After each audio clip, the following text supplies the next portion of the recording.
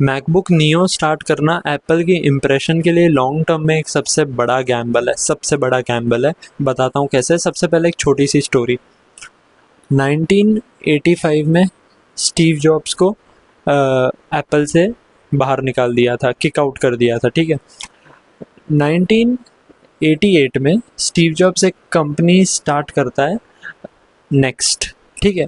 अब वो next company जो थी, कंपनी का नाम ही नेक्स्ट था, NEXT। और वो कंपनी सुपर कंप्यूटर्स बना रही थी या अच्छे कंप्यूटर्स बना रही थी स्टूडेंट्स के लिए, रिसर्च के लिए, जो यूनिवर्सिटीज़ में यूज़ होते हैं। ये बात है 1988 की। उस टाइम पे स्टीव जॉब्स ने ऐसा कंप्यूटर बना दिया। गेस वॉट, वो कंप्यूटर की उसने प्राइस क्या रखी? $6,500। $6,500 1988 में। क्यों? क्योंकि एप्पल में और स्टीव जॉब्स का इन जनरल मानना था प्रीमियम। जब वैल्यू ज़्यादा होती है ना, ये बहुत बेसिक चीज़ को समझो कि जब प्रोडक्ट की वैल्यू ज़्यादा होती है, कस्टमर रिस्पेक्ट ज़्यादा करता है, उसको प्रीमियम मानता है।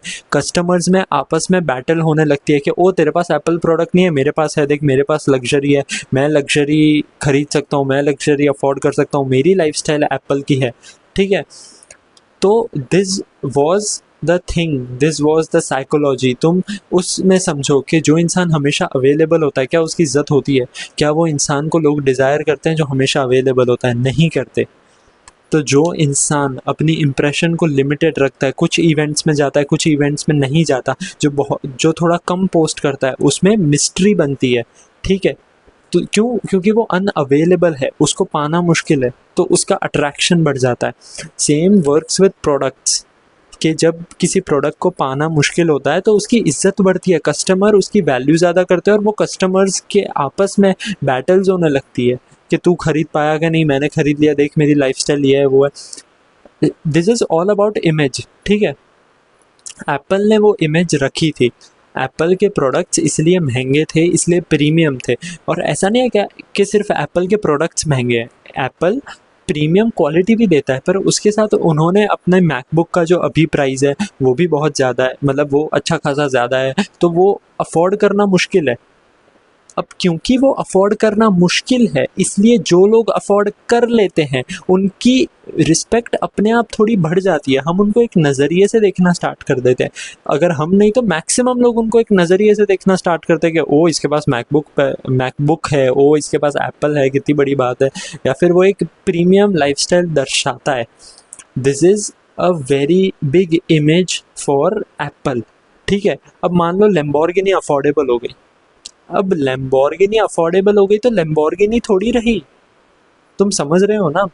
भले अब ये जो मैकबुक नियो आया है, अब ये जो मैकबुक नियो है, नियो की प्राइस होगी है शायद कुछ 60,000 रुपीज़, राइट?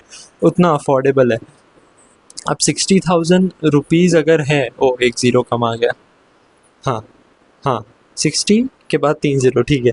60,000 रुपीज़ है अगर प्राइस, तो तुम ये चीज़ समझो कि ठीक है, वो एप्पल के एक पुरानी चिप यूज़ करी है, ओके।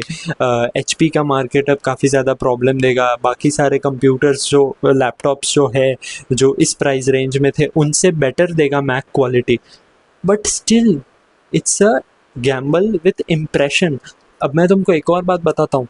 जब स्टीव जॉब्स को वापस बुलाया था एप्पल में, ठीक है, एप्पल लॉस में चल रहा था, एप्पल बहुत ज़्यादा लॉस में था और एप्पल के बहुत सारे प्रोडक्ट्स थे। ऐसे मोमेंट पे अगर तुम और मैं या कोई भी नॉर्मल इंसान होता ना, उसका सबसे पहला थॉट पता है क्या था? कि एप्पल के प्राइजेस कम कर दो।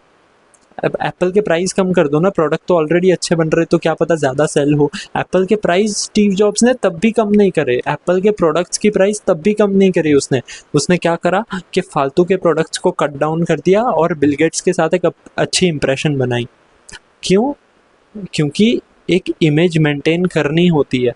अब तुम समझो एप्पल आज 2026 में 60,000 प्राइस पे आ गया, यू नेवर नो, और 5 साल बाद और कम हो जाएगा, और कम कर देंगे ये लोग प्राइस, और अफोर्डेबल कर लेंगे। फिर धीमे धीमे बॉलीवुड के एक्टर्स एप्पल की ऐड करने लगेंगे, एप्पल टीवी की ऐड पे आने लगेगा। तुम समझ रहे हो ना कहाँ लॉन्ग टर्म में ये चीज़ कहाँ जा रही है? So there is a image to maintain, there is a impression to maintain. अब मैं तुमको बताता हूँ कि तुमने कभी सोचा है लैम्बोर्गिनी की, मतलब ये स्टोरीज तो तुमने सुनी होगी कि लैम्बोर्गिनी जैसी गाड़ियों की एड टीवी पे क्यों नहीं आती? क्यों बहुत बड़ी बड़ी मर्सिडीज की अच्छी गाड़ियाँ या फिर बुगाटी जैसी गाड़ियों की ऐड टीवी पे क्यों नहीं आती? हमारे फ़ोन पे यूट्यूब पे क्यों उसकी ऐड नहीं आती? क्योंकि उनके सीईओज को पता है कि जिनको लैम्बोर्गिनी खरीदनी है वो लोग टीवी नहीं देखते, जिनको लैम्बोर्गिनी खरीदनी है वो यूट्यूब पे वीडियो नहीं देखते, वो कुछ काम करते हैं, right? So there is a reason, एक इम्प्रेशन मेंटेन करनी होती है। So I don't think this is a good strategy. ठीक है, प्रॉफिट हो सकता है, बट उन कस्टमर्स का क्या, वो प्रीमियम इमेज का क्या? एप्पल अगर अफोर्डेबल हो गया तो प्रीमियम इमेज तो चली गई ना। सो मेरा तो बहुत ज़्यादा मानना है कि this is not a good decision, और लॉन्ग टर्म में ये बिल्कुल फ़ायदा नहीं देगा। This is not good for the image.